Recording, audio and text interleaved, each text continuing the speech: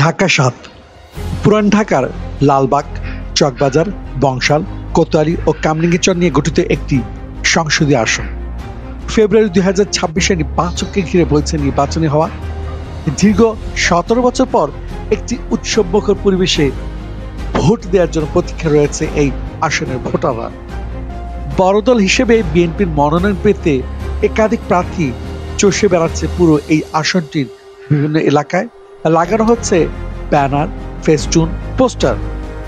সাপ্তাহিক ছুটির দিনেও বসে নেই মনোনয়ন প্রত্যাশী প্রার্থীরা। যাচ্ছেন মসজিদে মসজিদে, দোয়া নিচ্ছেন মুসাল্লিদের, জনগণের দ্বারে দ্বারে গিয়ে ভোট চাইছেন।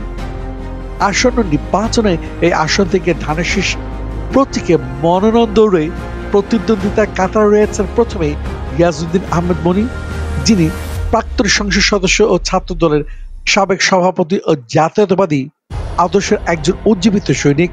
আলহাজ নাসিরউদ্দিন আহমেদ পিন্টুর ছোট ভাই ও সাবেক ছাত্র নেতা। রাজনীতির হাতে খড়ি তার বড় ভাই প্রয়াত সফল সংসদ সদস্য আলহাজ নাসিরউদ্দিন আহমেদ পিন্টুর কাছ থেকে।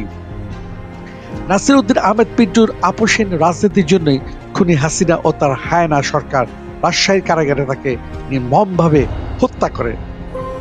রয়েছেন তার স্ত্রী নাসিমা আক্তার কল্পনা। যদিও তিনি আন্দোলন সংগ্রামে নিষ্ক্রিয় ছিলেন এবং দলের কার্যক্রমে অংশগ্রহণে তার নিষ্ক্রিয় মনোভাব তার মনোনয়ন পাওয়ার ক্ষেত্রে একটি বাধা হয়ে দাঁড়াতে পারে।